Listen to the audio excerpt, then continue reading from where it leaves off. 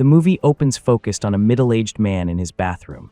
He dyes his hair, shaves his beard, and removes his brown contact lenses, revealing his natural blue eyes. Around the house, we see several photos of him with his family. The atmosphere feels festive, with Christmas carols softly playing in the background. But as he walks through the house, we slowly realize things are not as cheerful as they seem. The camera reveals the lifeless bodies of his family, his wife and 3 children, scattered throughout the house. In the kitchen sink, bloody tools can be seen. Without saying a word, the man leaves the house and drives away with his luggage. We are now at the police department, where detectives gather to discuss the murder case. The main suspect is the stepfather, a man named Grady Edwards, who vanished right after the tragic event. During the investigation, they mention another family was murdered in a very similar way not long ago. They believe Grady may be a serial killer targeting single, widowed, or divorced women with families. He is clever and leaves no clues about his real identity. He pays for everything in cash, making him impossible to trace through credit cards, and he does not even need a driver's license when buying cars. Some time passes after the murders, and the man we saw earlier meets a woman at a grocery store. When her children start misbehaving, the man steps in and quickly wins her over. Her name is Susan Harding, and the man tells her that his wife and daughter died in a car accident the previous year. Susan, recently divorced, immediately feels drawn to him. Out in the parking lot, the man introduces himself as David Harris, using his charm to pull Susan in almost instantly. Desperate for love, Susan invites David to a pizza night with her children. Naturally, David accepts. 6 months later, Susan's oldest son, Michael, returns home from military school for the summer alongside his girlfriend, Kelly. We discover that David and Susan are now engaged and living together with the children, though Michael is still unsure about David. They welcome him home with a surprise party. The entire family is there to celebrate his return. Susan hugs her son warmly, and everyone seems happy to have him back. This is also the moment Michael finally meets his future stepfather. David welcomes him with a short speech in front of everyone, and Michael tries his best to appreciate the gesture. One of Susan's sisters, Jackie, offers David a job opportunity at the real estate company where she works. Susan likes the idea because it would mean David no longer has to travel so much. Though hesitant at first, David accepts the offer. During the party, David decides to have an honest conversation with Michael. He invites him down to the basement, where he has built several storage cabinets, some of them locked. David hopes to bond with Michael over a few drinks. He knows Michael is not eager to return to military school, so he suggests joining the high school swim team instead, hoping it could lead to a sports scholarship and eventually college. When the party ends, Michael says goodbye to Kelly while David watches them from a distance. Later that night, Susan visits Michael in his room and asks him to give David a chance, but Michael tells her not to lecture him right now. The next day, David visits Michael's old school and speaks with the coach, successfully getting Michael a spot on the swim team. The gesture means a lot to Michael, who feels genuinely grateful. Later, Kelly arrives at the house, and she and Michael spend some time swimming in the backyard pool. Meanwhile, Sean is completely absorbed in a video game, blasting the volume despite Susan repeatedly asking him to turn it down. This is where things begin turning darker for Sean. David also feels Michael and Kelly are being too passionate for their age, but Susan tells him not to be so old-fashioned. During dinner, Susan notices Sean looks upset and asks if something is bothering him, but he brushes it off. Moments later, the doorbell rings, announcing the arrival of Susan's ex-husband, Jay. Sean and Bate run to greet him, excited to spend the weekend with their father.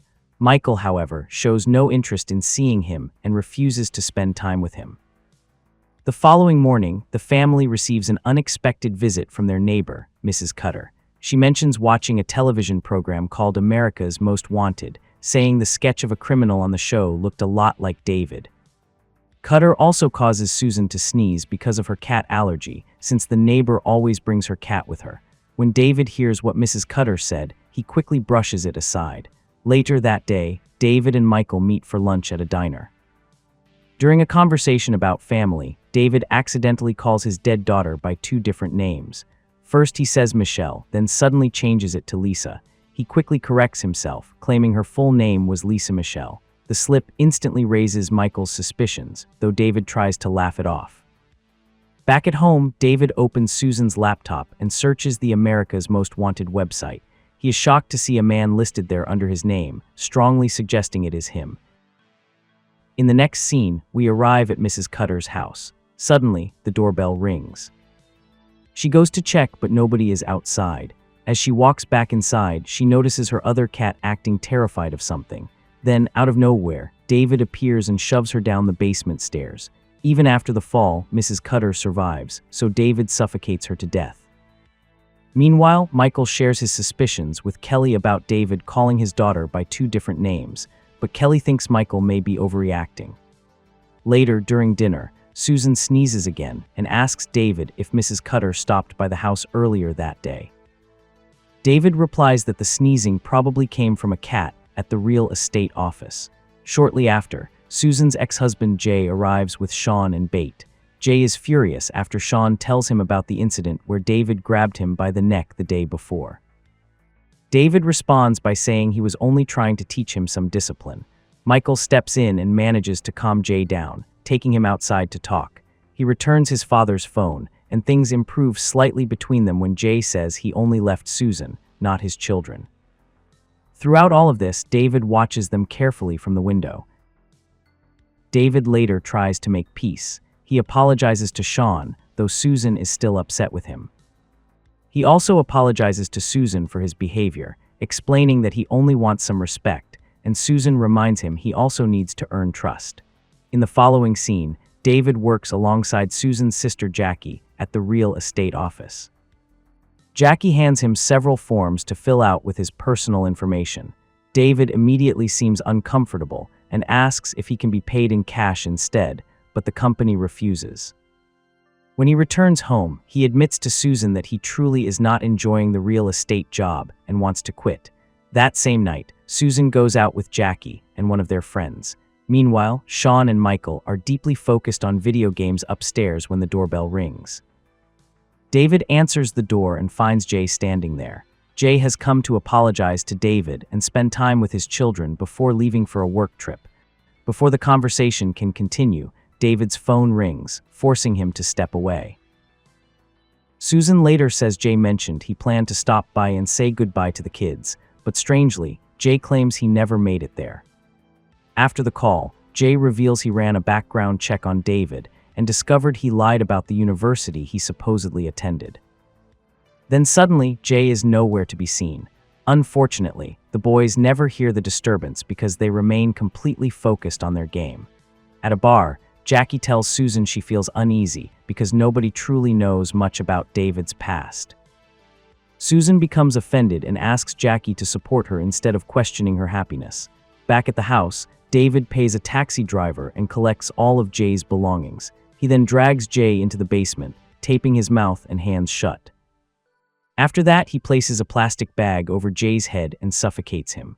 During the murder, Michael tries calling his father, but David instantly rejects the call.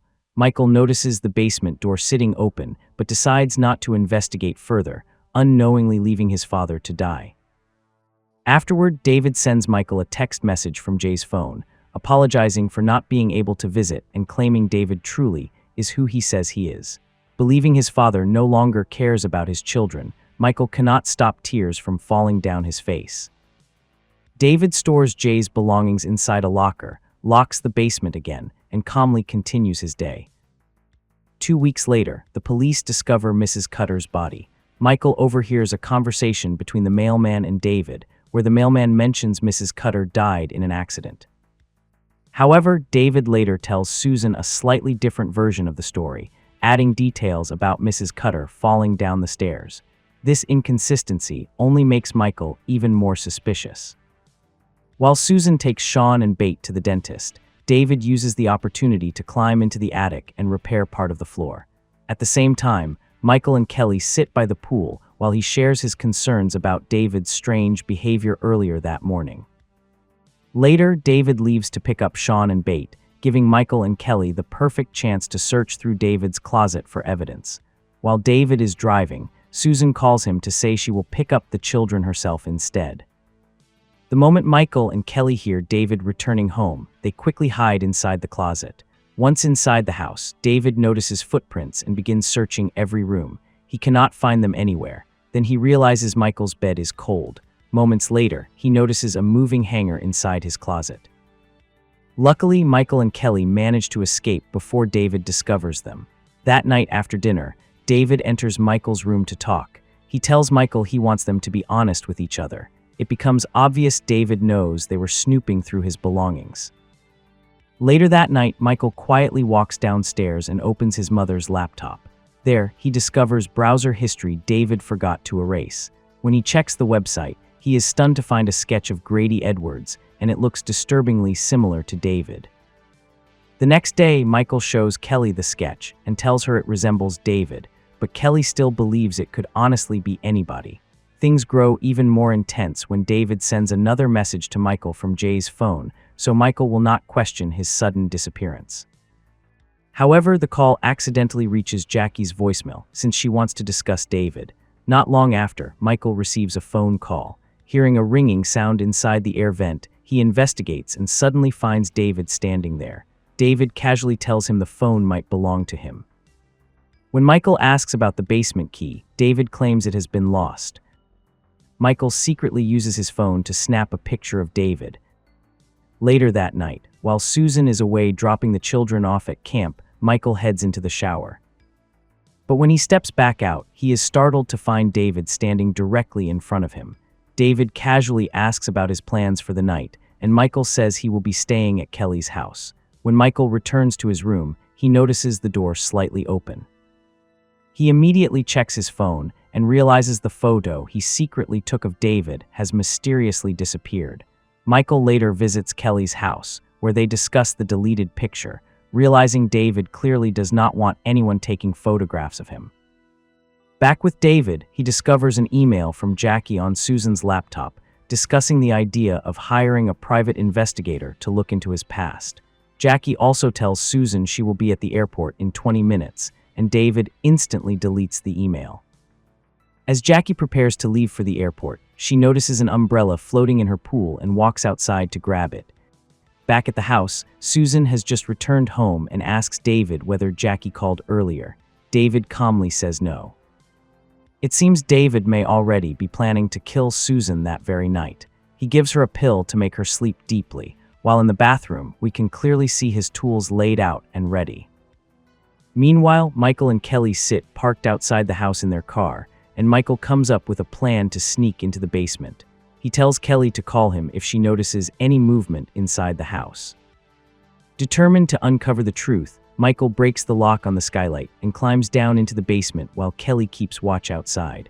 Once inside, he breaks open the locked cabinets and discovers a bag with his father's initials on it. He also finds his father's broken phone hidden inside. As Michael searches deeper through the basement, he comes across a freezer. At the same time, David checks on Susan to make sure she is asleep. Kelly suddenly notices one of the bedroom lights turn on and quickly tries calling Michael. Unfortunately, Michael drops his phone and breaks it. Still searching through the freezer, Michael finally discovers Jay's lifeless body sealed inside a plastic bag.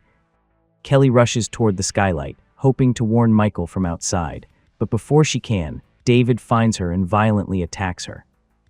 Hearing Kelly scream, Michael desperately tries reaching her, but David blocks the window with heavy objects, trapping him inside. David then drags Kelly into the kitchen, where he begins gathering knives and other weapons. Amid all the chaos, the noise finally wakes Susan. She rushes into the kitchen, where David suddenly begins blaming her for the way she raised her children. He accuses Michael of being disrespectful and says this is not the right family for him. He even says he thought Susan could become Mrs. Grady Edwards, leaving her completely horrified. Then David suddenly asks, "Who am I here?" Susan answers by reminding him of his real name. As Susan notices Kelly unconscious on the floor, she panics and runs into the bathroom, locking the door behind her. David violently kicks the door open, shattering the mirror attached to it. Susan quickly grabs a sharp piece of broken glass and stabs David in the neck, causing him to collapse onto the floor.